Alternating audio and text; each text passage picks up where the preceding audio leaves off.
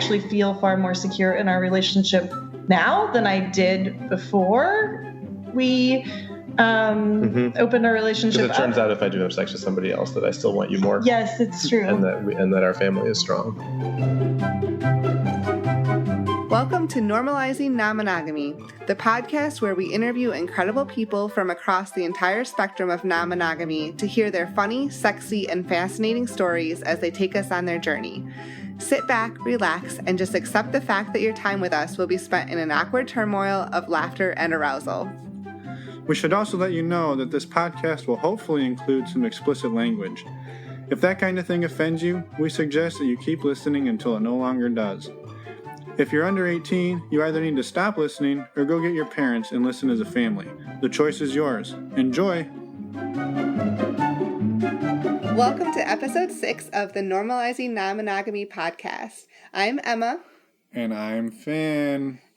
Don't sound so excited. It's been a long road to get here tonight. Aww.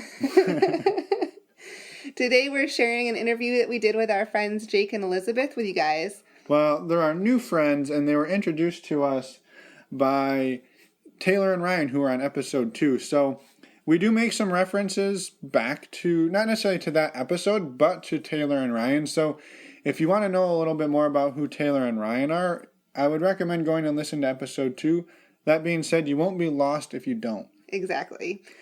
We also wanted to just do a little bit of news up front here. We're on the Priory Society podcast last week that was published. It was their episode 7. It was their episode 7. We shared a couple of stories and behind-the-scenes secrets on their show that we hadn't necessarily shared on our show before. So if you guys want to hear a little bit more about our story, definitely go check out episode 7 of their show. We just wanted to thank the Priory Society for having us on their show. We had a blast recording with them, and we also have an interview with the Priory Society coming up in a couple of weeks on our show. And we also have some other really exciting news. That is, we've started to have some people reach out to us on Twitter and our first one via email. That is one of the things that we had dreamed about happening when we started this podcast. We had to start by reaching out to our close friends and hoping that we'd gather enough momentum that people would start reaching out to us from the community. And we did. We had someone reach out to us. Yeah, it was really exciting. And they basically said, hey, what about other types of dynamics that aren't just couples? And we've got a really cool story and we want to share it with you. We're more of a poly dynamic. And so we just had a really awesome conversation with this person, and they're going to come on the show in a couple of weeks. So we're super excited that people are starting to reach out. And we just want to encourage everyone, if you're listening and you're hearing a dynamic that doesn't necessarily match yours, don't be afraid to reach out, because the whole point of this is for you guys to tell us your stories and us to share the stories and everyone to learn from everyone. So again, just please reach out. We want to hear from everyone. Yes, what he said. And I think that's pretty much all of the news, other than this is going to be the last week where we release 2 episodes. Yep, we got 2 for you today, and then next week we're going to go into 1 every Wednesday. Yep. So we're going to jump right into the episode, and we will see. Oh, sorry, one other thing. I just wanted to give a warning that early on in this episode, there's a reference to some of the poly lifestyle being like the Supreme Court. I promise that that Jake redeems himself later on. So don't get mad and give up. And then also we talk about Cassidy, the website, and how they got to the wrong website early on. So all of the references we talk about will be in the show notes on our website, which is normalizingnonmonogamy.com. So go there if you want to see any of the references, and now I'll stop rambling and we can go into the interview. Yeah, let's go. All right. So we're here with some brand new friends that we met through our very first podcast guests. Taylor and Ryan introduced us, and they agreed to come on the show and talk a little bit about their story. So we're going to let Elizabeth and Jake give us a quick introduction before we jump into the interview. We haven't decided who's going to speak first. Should we rush and go for it? No, just go, sweetheart. So, yeah, hi, I'm Jake.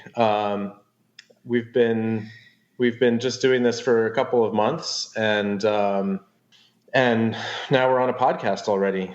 I don't know what else should I say. I think we live in a West Coast city. We do, and we've been married for almost 10 years and together for 13 almost. And we're 37? 38. 38. Right. Numbers. It's just a number, right? Yes, exactly. We can be vague about our age, though. So when you guys say you've been doing this for just a couple of months, what does this describe in terms of your non-monogamous, I guess, preference? Yeah, like what does it mean to you?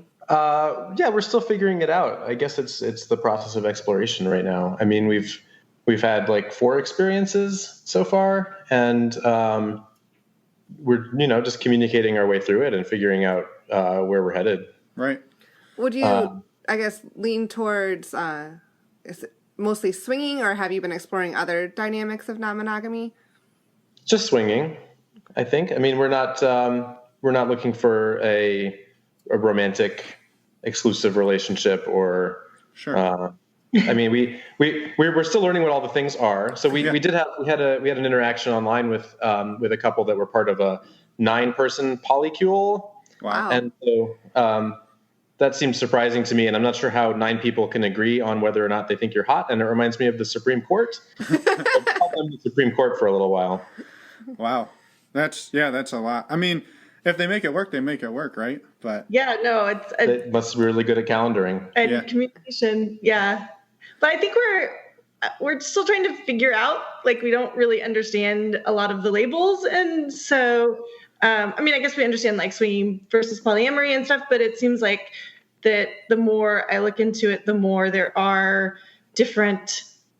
Everybody seems to have kind of a different version of exactly what it's like. But I guess for us, the basic parameters are it's super hot to have sex with other people, and but we don't have any desire. We still want to be each other's primary partner, basically. Sure. Yeah, there's definitely shades of gray in anything like this, and especially just starting out, it seems reasonable that you would not necessarily. It's not like you have to pick one and then that's what you are forever, right? So, hey. Sexuality is fluid, and I think that's okay.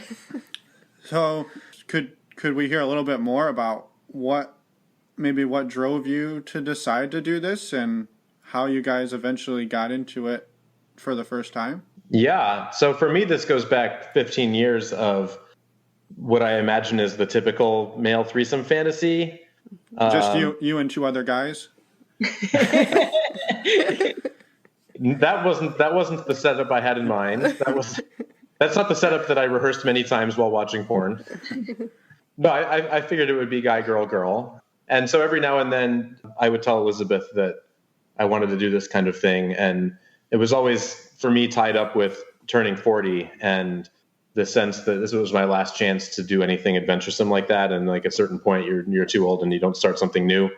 And that's not totally rational, but, we all have to deal with aging, even though we're not at like an advanced age or anything. Yes. It's all relative. So, so I bothered you for years about it. For years and years. What do you want for your birthday? Threesome. 40th birthday? Oh, now I'm definitely, this should be the time.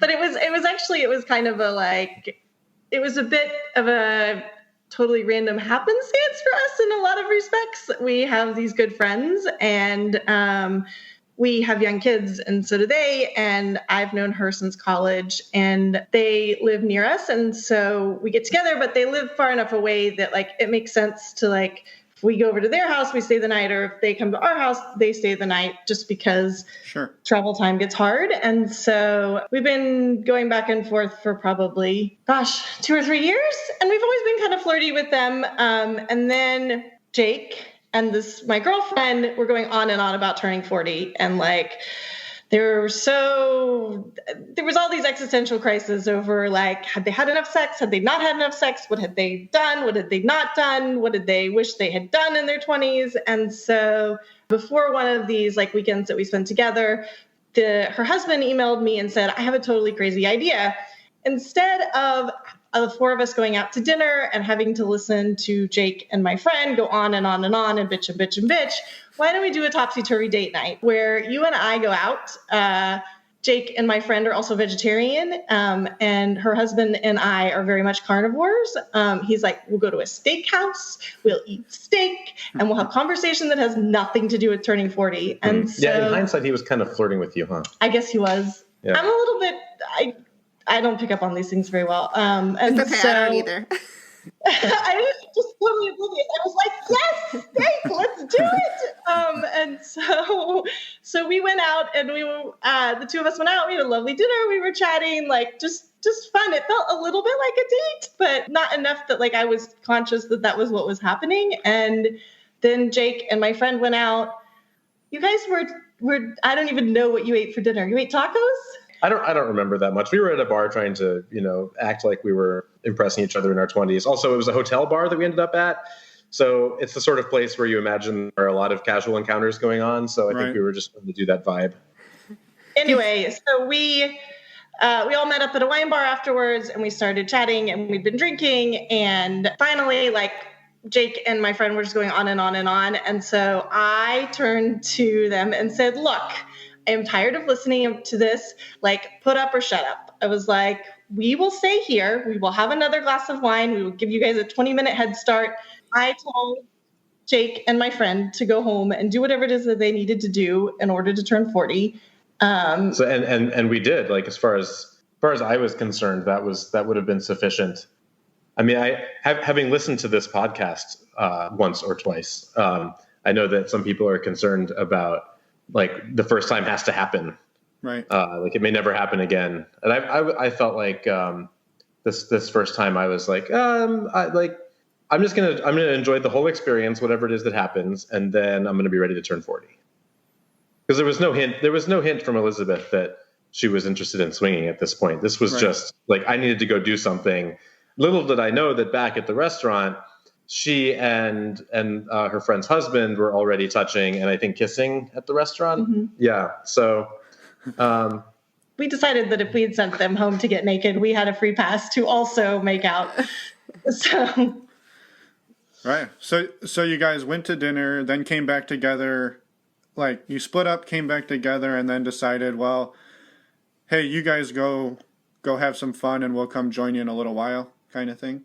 Yes. Yeah, so we had an awkward Lyft ride back where she was seemed like maybe had too many drinks to stay aware of the fact that there was a person in the front driving the car who didn't want to hear about what was going on. It was a little bit awkward, but we came home and took off some clothes, and I gave her some oral, and she didn't seem that enthusiastic about actually getting to the point of there being sex. I think her notion of this was more the flirtation and the build-up. So yeah, that's what we did. And then you guys came home, mm-hmm. and she was a little freaked out. She went to sleep.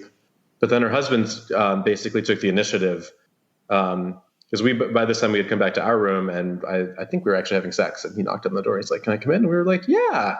So yeah. So did he join you then?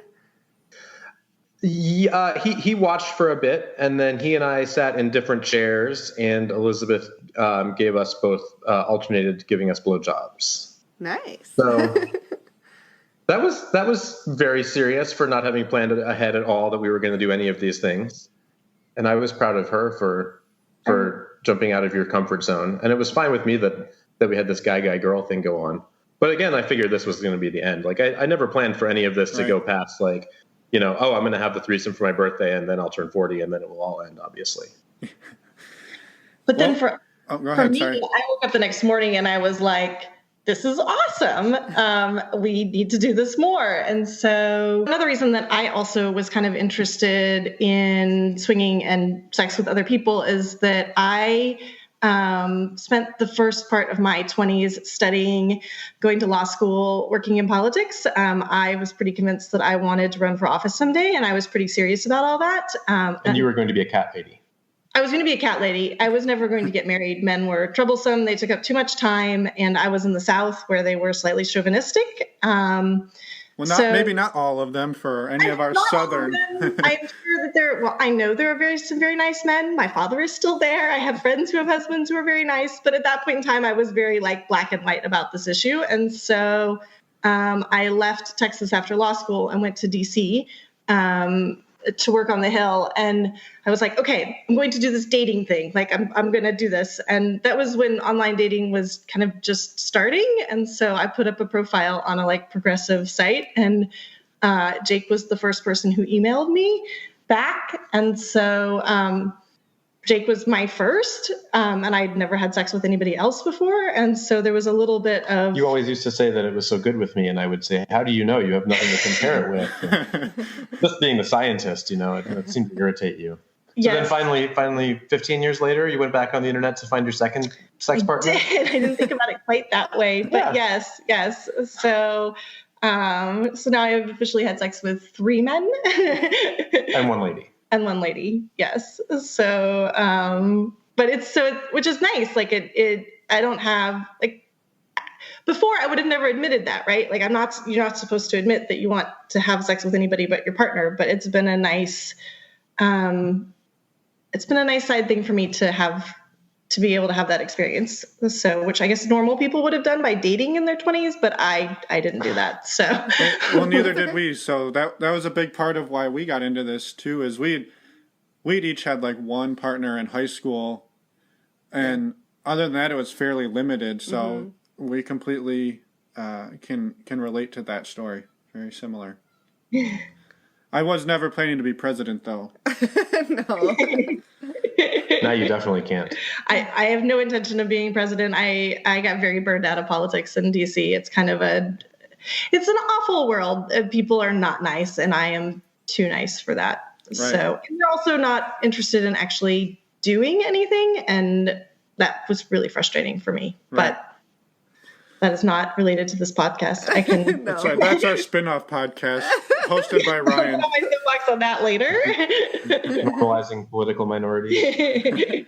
So we saw this couple again a month later, and we tried to kind of have a similar experience, and we ended up having sex side by side, but it didn't turn out to be terribly fun. And then shortly after that, my friend kind of freaked out, and she was like, I don't want to do this anymore. It's too much. Right. I need to put brakes on it. And so after she did that, I was like, okay, we have to figure out, how does one do this? I didn't even know what it was called at that point in time. And so I'm an attorney, so I research. So I got online and just started trying to I found some articles online that talked about swinging. So then I started to Google swingers clubs, and I got on Yelp, because Yelp has things that evidently Google, there's not a website, there's still a Yelp review for a club. Right. And so we actually we're supposed to go up and see a band with my friend and her husband. And that day I had looked up a club in the city, and I had found it, and I had actually gotten on their invitation list kind of by accident when I asked about the club. And so I was like, we have this invitation, we could go. And yeah, so once again, we did not premeditate very much. Sure. This is moving on now to our second experience. We went to a full-on swinger club with a playroom in the back. We decided to go that morning. We said, hey, tonight, we're going to go tonight. And and so we told our babysitter, who's awesome, hey, do you mind staying over? Because we're not going to be home until the wee hours of the morning. Yeah. I'm curious, leading up to that first experience with the couple that was sort of spontaneous, it sounds like for Elizabeth, coming out of that, you were really excited about this and wanted to explore it more. But for the 13 years previous, when Jake had brought it up every year, what was your reaction for those first 10 years of approaching the subject? I think that I just felt really insecure. I think that I was really concerned that if we had a threesome, that Jake was going to decide that he liked the other woman better and he was going to leave me. And I think I just felt really insecure about the whole situation. And you also, your reply was typically, number 1, I don't share. Number 2, I don't like girls. Yes, it's true. And for you, I guess the threesome was implied to be a guy, girl. So sometimes you would say, oh, well, what if it was guy, girl? And I said, yeah, okay, that would be fine if that's what's on offer. But that wasn't really the offer. No, it wasn't on offer. But I think that kind of it happening like that, and then me realizing, oh, like our marriage doesn't blow up because we do this. Yeah. But in fact, like we had some of the best sex we'd had in years the next week. Like it was awesome. So after you've been together for a while, it's hard to like keep things fresh and interesting. So, and then somewhere along this way, I was like, well, if I need to start re-examining things that I like I should also re-examine whether or not women are something that I wanted to try. And so I decided that I wanted to kiss a woman, see how I felt about that. And so that kind of came into play too. So Jake, were you surprised after that week of that Elizabeth's, mindset had changed a little bit? Yeah, definitely. I told her, like, you still surprise me after all this time, that she was really like gung-ho doing this research and had like taken it much more seriously than I ever had. And I had never really thought it through. It was always threesome. No. And then that's I didn't need to think of the next step past that. Right. Yeah. Right. Yeah. I mean, that's awesome though, that experience happened and it sort of flipped the switch, and then you went crazy on trying to figure out how to do it the right way. And that's awesome. Cause I think a lot of people would fall into trying to do it in like maybe an unhealthy way. Like, I don't know. We've heard stories of people going down weird paths because they didn't know what to do, but that you took the time to... Like meeting people on Craigslist. Yeah, Craigslist or whatever. That can be okay, but I guess it's not as reputable. Yeah, I was trying to avoid saying that. Huh. But you can take that out. yeah, just going down a strange path that maybe is unhealthy, and that you guys took the time to research it and jump into it for a way that worked well for you guys. That's awesome. I think you guys are going to have trouble getting Craigslist as a sponsor of this podcast. I don't think it's going to be an issue. Well, especially if she keeps talking shit about him the whole time. Yeah. I just meant it's not as reputable as some of the dating sites. Craigslist is a great place to get a sofa with a lot of cum on it already. Yeah. And if that's what you're looking for in your relationships, then... That's the type of threesome we like to have. Good comment.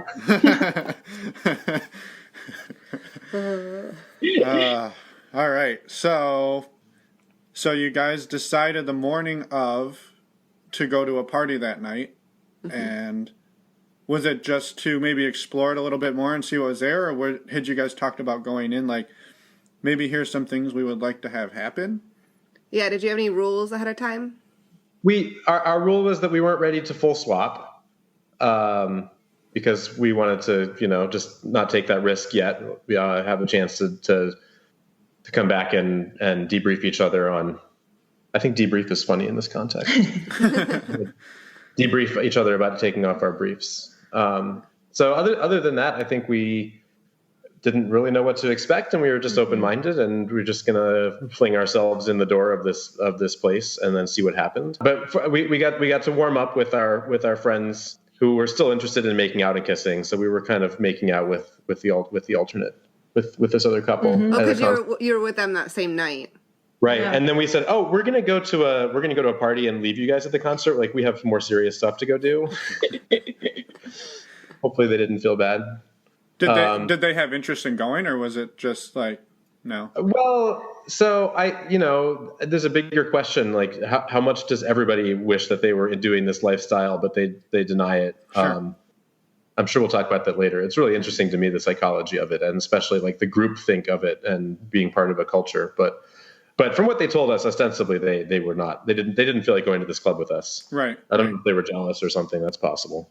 So yeah, we took a quick trip across town, and then we went upstairs to this place, and there were all of these people who, I don't know, I guess you have to like look around. You're supposed to check them all out. They were all interesting looking people. We were super nervous. And then I had decided that I didn't want to drink at all, because I didn't want to feel like I wanted to make sure that I had all my senses about me. Like, I wanted to make sure that if I did something, it was very much a conscious choice on my part. Sure. But that's not exactly the best idea when you're trying to meet new people and you're not particularly good at doing that. Yeah, we didn't bring a bottle for the bring your own bar. And so we were pretty sober. But, in all honesty, though, we've seen people go the complete opposite of that and be totally wasted the whole time, and that doesn't do you any favors either, so... Yeah, you got to find that middle ground, I guess. Like a drink or two to take the edge off sometimes so that you can more easily talk to people, but no more than that because you don't want to be sloppy drunk. Yeah, and you want to remember what you did your first time, right? Or any time. Or any time, I suppose. So. Yeah, I remember. So we were sitting at this place, looking around, not ready to approach anyone because we're not shy, but we're not extroverts either. So then we tried to circulate a little bit more, and we were standing in the area closest to where you would come in, and then Taylor and Ryan came and introduced themselves, and they were our ambassadors into what we should do at this place, what the options were. You really enjoyed their very structured introduction to like, okay, so you have to do your elevator pitch. Here's how you do it. You have to talk about your testing, talk about your boundaries, and you got quite a bit of it. So I was dancing with her, and you were talking Ryan. Details with Ryan. Yeah. What were you guys talking about? I had a ton of questions, right? Because it's not like you can be like, it's just the internet only has so much information, and like I just couldn't. It's not like something I could. I attempted to tell my sister about it, and that was a bad idea. And so this is not. It's hard to find answers, right? And so I admit, it's like, well, what about this? And what about a dating website? Which one do you guys use? And what about this? And I just kind of was going down my list of questions, and he and Taylor were very, very nice and answered all of our questions. So yeah, Ryan and I were having a serious conversation about that and politics, and then I was feeling her up on the dance floor. Yes, yeah. I would say if anybody knows more than the internet, it's probably Ryan. So that's a good place to start if you're looking for information about most things. So yeah, so I think we were just super lucky. I mean, if they hadn't been at that club that night, I don't know what we would have done instead. Well, I don't know if we would have been bold enough to like go back and play. That was our original plan, was that like if we didn't meet anybody, that maybe we would just go back and play ourselves, like just to like be there and have the experience. Yeah, be in like a sexy environment together. Yeah.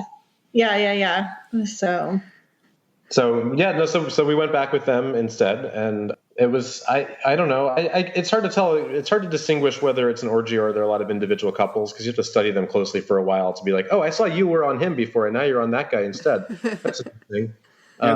The blurring of lines between orgy and not orgy are sometimes indistinguishable. With group sex, yeah.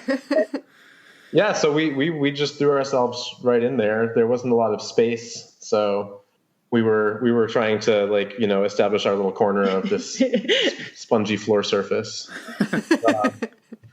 At one point near the end, a lady and her partner finished whatever it was they were doing, and she kind of rolled over kind of into my butt, which was, I don't know, it was okay. Yeah, I think that's the definition of a soft swap, is when you touch butts with another person. I don't think you should confuse people. That's the official definition.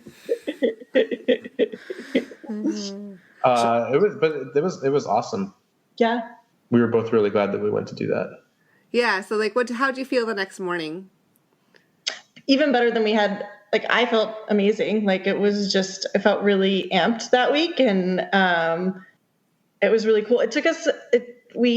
So Taylor and Ryan had given us their information, but I miscopied it down into my phone. So I had like sent them a text, and like we never heard back, and I was like, oh no, they hate us. And but then then there were a couple more days of errors in which there was a second one where you tried to get on Cassidy so that we could send them a message there, but sent the email to like misspelled the website name because it's easy to misspell. So it turns out we also sent an email to the wrong place to get verified. So it was good 5 days later before we actually established any communication with them. And so of course at the same time they were thinking that we were freaked out and we didn't want to talk to them anymore either. But that was also, I think you only get that spark at the beginning, and it's awkward, but the spark of not sure if they like me back is something that you miss so much from being in a monogamous relationship for a long time. Yeah, no, that's definitely true. And or even just when you send somebody a message for the first time on Cassidy or any of the sites, and you send it off, and you're like, okay, well, I guess we'll see what happens. And it's sort of, it's that a feeling you don't normally get when you text your spouse. You know they're probably not going to respond. So. Or it's about something boring like the laundry or something. Yeah. I think so. During this week, we're learning that it's not net neutral. It's not a zero-sum thing with sex. It's kind of if you're having something with other people, it means that you have more of it within your relationship. And I think that's counterintuitive. And a lot of people outside of us before we started doing this, we would have assumed, oh, if you're having sex with somebody else, then that's less sex that you're having with me. There's a fixed amount of sex and it has to be distributed among your partners. Right. It's just like getting kids to sleep. I mean, if you get them to sleep more, then they fall asleep easier. Everybody thinks, oh, my kid's been up all day and didn't take a nap, so they'll go to sleep really easily tonight. That's not true. Right. Sleep gets more sleep and sex gets more sex. Yeah. No, that's very true. I think for all the new parents out there. Yeah, no, that's a good point. I think the term that we've heard around that is the new swinger energy, which is like or new relationship energy is you meet somebody and you guys had sex and then you go home and you have crazier sex than you've ever had for the next couple of days, and that's a lot of the fun about it. So yeah, you were a big fan. I was a huge fan. Yeah. We should make sure to mention the other part of the origin story, which was when we were at your sister's place, and I read this New Yorker book review about a book on cheating, but it mentioned this book, Mating in Captivity. Mm-hmm. So we downloaded that on our e-reader, and that was what I think turned you into actually doing the research more seriously. That was after we fooled around with your friends, right? Yeah, but before they told us they didn't want to anymore. Right.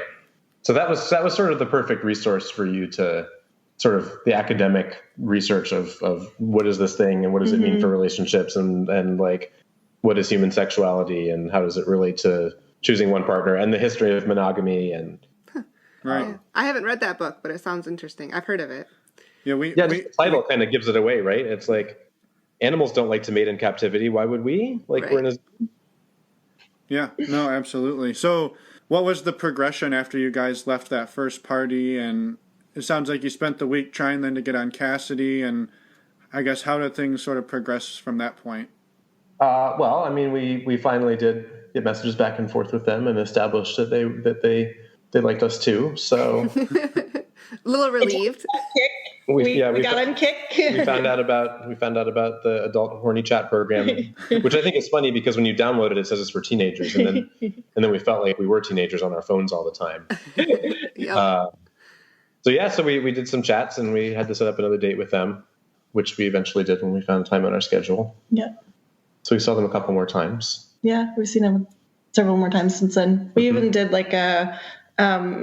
Their kids are the same age as ours, and so we all got together with the kids one day and went for a hike. And it also turns out the kids all get along, which is totally awesome because being parents is hard in the sense that it's hard to find people that you get along with and that your kids get along with too. So we're pretty excited about that too. We're gonna try and like do a camping trip in June, I think. Cool. So right, it'll be fun. Yeah.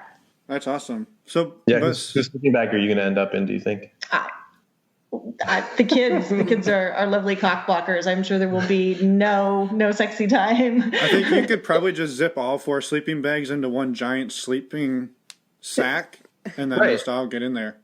And just get all Yeah, the kids are not old enough yet. I mean, at some point we're going to have to figure out how to explain things to them. There's a lot of interesting stuff with coming out for family and friends, but also coming out to your kids. Sure. I guess we haven't decided if we will actually do that for real or not. Yeah. Have you guys explored coming out to any other people in your lives at this point? Yeah, you mentioned your sister. Yeah, so I have a sister who's an OB-GYN, which is the absolute worst person to like try to talk to about this. She was overly protective. Like, I think she was genuinely concerned about me, but like I am an adult. I do know how to like have safe sex and be responsible. And she goes right into her talk that she would give one of her patients, which is number 1, don't do that. Number 2, if you do that, here's how to keep your vagina from touching anything. Yes. And number 3, I got a yeast infection and she was convinced I had gonorrhea. And it's just like, So that devolved into, she didn't even want to hear Taylor and Ryan's names. Like she knew who they were. But I was to say that we were going to see friends and that was it. Like she doesn't want to know anything about it. But it made me really sad because she and I have always been really close. But it's probably the only thing that you guys don't talk to each other about. Yeah. And I also tried to tell a friend who I thought was fairly open-minded. And I got a super negative reaction from her. We've since talked about it a bit more and it seems to be okay. But it's interesting. Like people that you think would be totally cool become fairly judgmental. And so after those 2 experiences, I'm not telling anybody. Right. I'm just not. So have you guys had any experience with telling people? We've told I'm trying to think. a couple of friends. We've mentioned it to a few friends. I mean, more I have, yeah. Yeah, she has than I have. But it was years ago, and okay, let me back up. There was one friend in college that we told after college and we had known her for a long time, and she was really cool with it. Mm-hmm. But then I also told their friends from college, and it kind of was just like, oh, cool, and that was it. Like, there was no other conversation. So since they didn't ask additional questions, I just dropped it. Because I was like, well, they'll ask questions if they're curious. Otherwise, they just don't want to know. So, but that's really the only experience we've had with... We've debated telling a few people and haven't gotten the balls to do it, I guess. So I told a couple of people. I feel like it's important to... And I haven't had any bad reactions yet. Maybe it's different for guys to say that they're doing this instead of women. I'm sure there's some different standard. But my motivation is just like you guys call the podcast normalizing non-monogamy. And I feel like I wish we have this culture now where we have a lot of ways of sharing on social media all the curated things that are the best about ourselves, and it makes everybody else feel bad because all they see is like, oh, everybody else in my kid's class is going to Hawaii next weekend, and everybody had a great time with their spouse for the last 10 years and didn't feel like they needed anybody else, and obviously nobody is having sexy thoughts about a third person outside of their relationship. And I feel like if we can share those things, then it lowers the bar that other people feel like they need to try to achieve. Yeah. And that just seems like a nice thing to do for everybody else. I just want everybody to feel like, whatever you feel is probably normal. Like, don't believe what you read on Facebook. Yeah. And that's exactly the whole point of what we're trying to do, is show that there's so many different ways to do it. And it's way more common than we would think about it is. And yeah, so it's really awesome to hear you say that, because that's really what we're going for here. It's not to sit and talk about all the gossipy side of it. It's to share the way it's impacted our relationships and improved them, and if there's been struggles and that kind of thing. And I think that's also why we've considered telling other people too in our lives, and haven't really gotten the balls, like I said, to do it yet. But it's to normalize it, and also just to be our whole selves to some of our closest friends, like, don't know this side of us, and I feel like we're really close with them, but there's a whole part of our lives that they don't know about, and I wish that we could tell them, and maybe someday, I think we will someday, but you also don't want to jeopardize any friendship, so it's that hard line there. Yeah, I just have this desire to psychoanalyze them and be like, what is it that makes you uncomfortable with this? Is it that you feel like your own monogamy is going to be threatened, and like you need to keep your spouse in the cell, like in the sense of mating in captivity? Like you need to keep your partner captive because you don't want their thoughts to wander to a third person that's outside of your relationship? Right. But people don't like to be psychoanalyzed either, so that's not a good way to maintain friendships. I agree with you, Emma. I really it feels like I have close friends, right, that don't know, and it feels it feels inauthentic, and I really don't enjoy that feeling. Like, I like to be like, this is who I am. Like, you know, it is what it is. And I don't enjoy that, like, kind of hiding things from people, but I don't know. I will be more careful about talking about it in the future. Right. Yeah. Do you guys feel like since you started doing this, it's opened up the communication between the two of you, and that you're now maybe able to share more things? And I don't know, not that you maybe hid them from each other, but that it has opened up the conversations between the two of you? Yeah, most definitely. I feel like I actually feel far more secure in our relationship now than I did before we opened our relationship. Because it turns out if I do have sex with somebody else, that I still want you more. Yes, it's true. And that our family is strong. And it also has, like, because you can talk about, I can tell Jake all of the sexy things that are in my head, even though he may not be in that particular fantasy. And that's been fun. And it's also been fun to, like, when you're out and, you know, in the past, you'd never tell your spouse, oh, like, she's hot or he's hot or any of that. But then now I could be like, look at her, like, she's super hot. Or, right. Oh my we gosh, mentioned how I won the lottery, in the sense that before we started doing this, you presented as very straight. That's true. I was just going to ask you, how did kissing a girl go?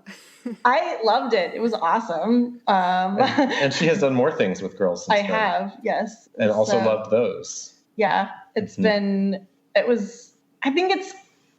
grew up in the South in a rural area, and, like, good girls don't do that, right? And so I think it's part of I always had thought that I was out of that mentality, but I think that I just repressed that for a long time because I wasn't supposed to, right? And so that's been a really fun experience for me too, to explore that part of me that I hadn't before. And so now we can go to the coffee shop and talk about whether the girl with the tattoo is hot or not. Yes.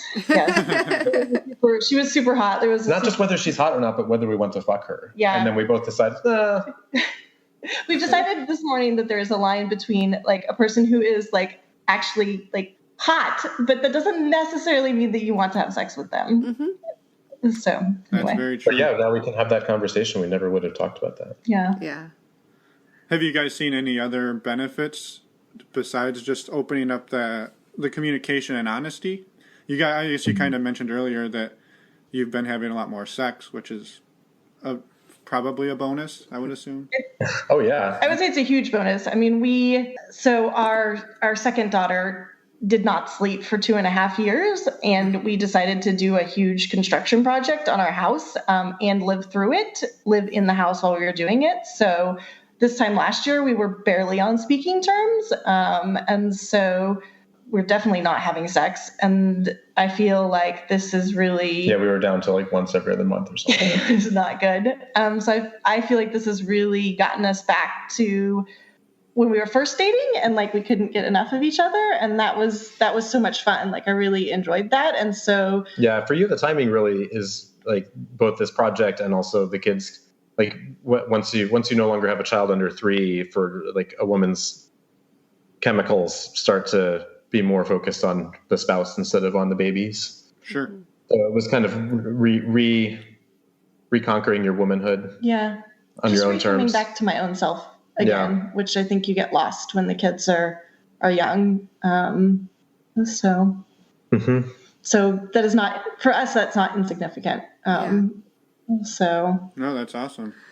I was going to ask about any challenges, but I guess that has there been challenges since you opened up your relationship that you've encountered, other than telling other people and having the negative reaction?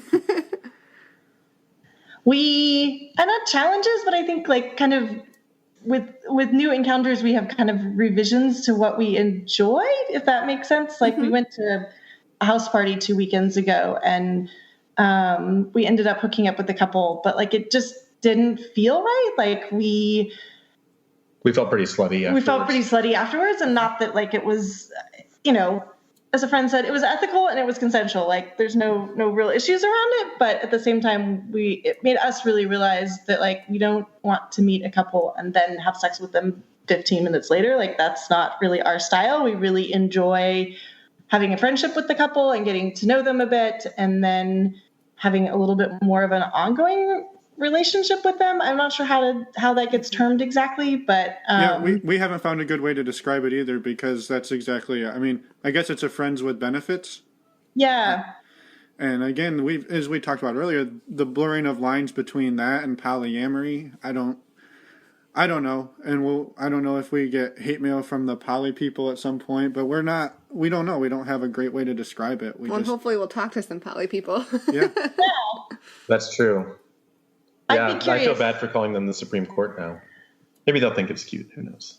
Yeah, I'm just curious because I think that the lines are very blurry between having a really close friendship with someone and, like, I don't know, having a relationship with them. And I'm not sure what the marker is for that. Yeah. Maybe there's not. Maybe it's like shades of gray. And part of the reason we went to this house party and randomly hooked up with this couple is that we needed to establish that we were not exclusive with anyone. And so, like, here, look, I'm showing you. Look, see this person I'm having sex with? I'm not exclusive.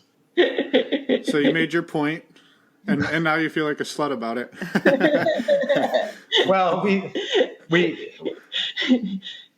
we just didn't plan it. I mean, we didn't plan any of our experiences that much, but this one we would have benefited more from stepping out of the room for a minute and checking in with each other and saying, do we really want to go full swap with this couple, or do we want to get to know them?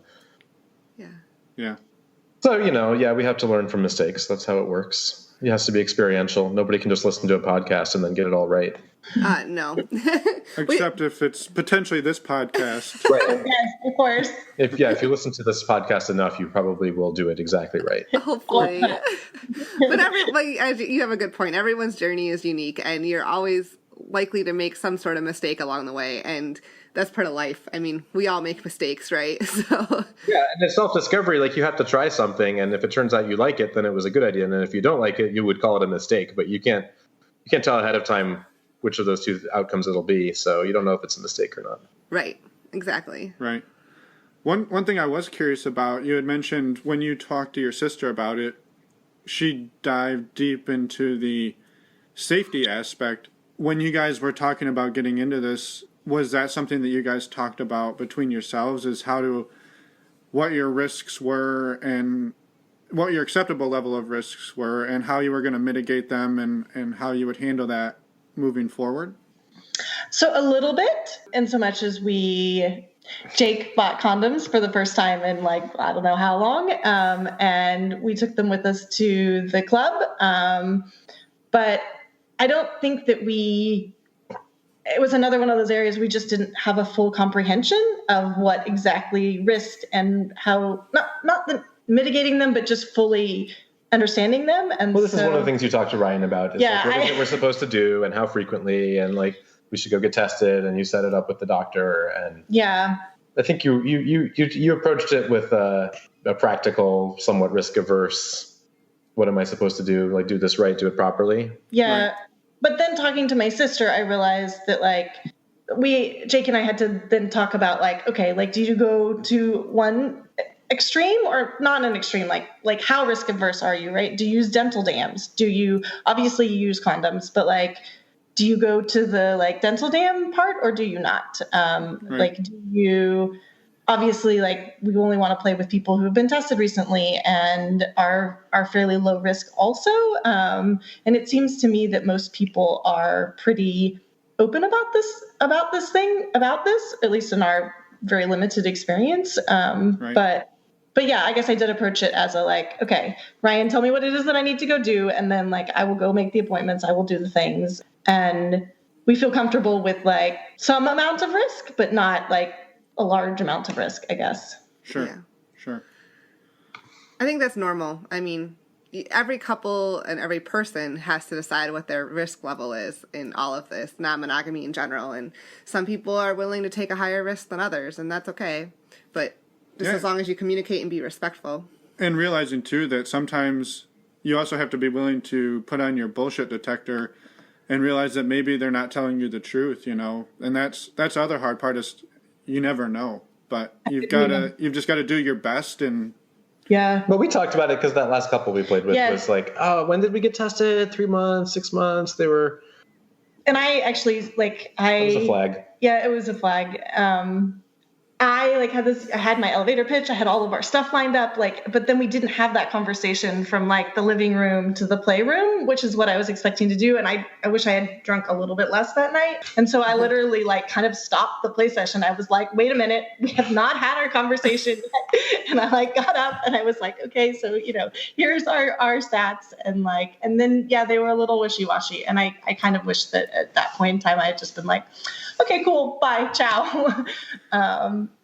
Yeah, but that's something else that we've come across too, is it's really hard, no matter what the situation is, once everyone's clothes are off and things are starting to happen, no matter what happens that maybe makes you want to leave, it's not easy to be the person to get up and put your pants back on and walk out of the room because you're uncomfortable. And that's the hardest, a very hard thing to do, because you don't want to stop other people's fun. That would have been extra hard at this party because my pants were missing also. Remember we eventually I found them like shoved behind the headboard. Oh yes. So you would have had to storm out without any pants on, which yeah, exactly. And then I would come back in kind of bashfully and be like, "Oh, I think my pants are here somewhere. Can I turn on the lights? Is that okay? Because I have to find my pants." It's like, but keep in mind, I'm still angry about the situation, and I will storm back out of here as soon as I have my damn pants on. Finn, Right. you put on someone else's pants not that long ago. Yep. I put them on, and I was like, "What's all this shit in my pocket?" And I was like, "These aren't my pants." Yeah, why did I mean, this party was pretty well set up for a house party, but it would have been more considered if there were like a pile of scrubs in each room, so you could just sort of put on some anonymous clothes if you needed to. So I was going to ask, so now that you've had a few experiences over the last couple of months, what are your thoughts, I guess, moving forward in your plans? Do you have any, are you just going to keep exploring to see where things go, or? Yeah, like I said, this for me, we're off the plan at this point. There was no fantasy in which we did it more than once. So the plan went off the rails when it turned into a guy-girl threesome instead of two girls and a guy, and then from there you're just freewheeling. No, I mean, the way I feel about this right now is like everything is perfect, and Elizabeth can have anything she wants, and all of my fantasies have been fulfilled. And it's kind of weird when you've had 15 years of a fantasy, and then it becomes reality, and then you like this longing is missing from your life, right? Which is a positive thing, but it's a little bit. I find my bearings again. You have more of an idea of what you want to do next, right? I do. I want to, we've trying to reach out to a couple, trying to do the thing on Cassidy. It's kind of hit or miss, right? Whether couples write you back but just trying to explore meeting a couple of other couples. And then we're kind of foodies and we're into that. So is it just for dinner? The George thing, we're going to try to do one of those dinners too. Okay. And I don't know. I really everybody keeps talking about desire, but if there could be enough exercise and not just sitting around on our butts. Yes, that's the thing we're a little bit concerned about. We're not really resort people. We like to be active and do stuff on vacation, and so I'm not entirely. I mean, last time we went to an all-inclusive resort, we were in Mexico, and we just hopped on the local bus and went downtown, and the bus was missing a door. I mean, it was we just had to get out of the resort, please, and pay for things. I can say we can relate to that a lot. We had never been to an all-inclusive resort before we went to Desire the first time, and we were both nervous, we're going to get really bored, staying in one place for a week, and what are we going to do? And we had planned, maybe we should go see these ruins or go do this, and because we do, like you guys, like to go out and see stuff when we travel, but once we got there, we're like, we can't leave this place for a day. There's too much. I mean, it's just relaxation essentially, and fun flirtation, and you get into this kind of routine every day of very relaxed routine of lunch and hot tub and pools in there at some point, and dinner get dressed up for dinner and dancing if you want, and then sexy playtime is intertwined whenever you want it. So it worked out. I don't know. We didn't end up going anywhere. but also there's beach volleyball. Yes. And there's people organize workout groups, and there's pool games. There's games, and there's all sorts of activities going on that You can walk on the beach, go for walk. We did that a lot. Go for walks on the beach. And there are people that leave the resort for a day or two. You can go do excursions for whatever you want to do. There's also, I think there's snorkeling that you can do like right from the resort. So there's a variety of whatever works for you. Yeah. I think for parents of young kids, it would be really nice if the lifestyle didn't always start at 11 or midnight. Yes. I would be perfectly happy to have sex with somebody at like 6 o'clock and then like have another drink and then put the kids to bed. Sounds perfect. For people who don't have kids, I completely agree. Yeah, I agree as well. I mean, I kind of see how the evening progresses and you want to spend that time meet and greet and everything. But, when we've gone to hotel parties and other events, some people don't show up till like 11 or midnight even, and we're like, come on. I don't know, like if you're out way too late, I don't know, we don't have kids and it still isn't the most fun. It just ruins your whole next day is the problem. So and the day after sometimes for us. So I did have a question that I was going to ask. Jake had mentioned that at this point there's no plan, and that he feels like everything that he could ever have imagined has been fulfilled.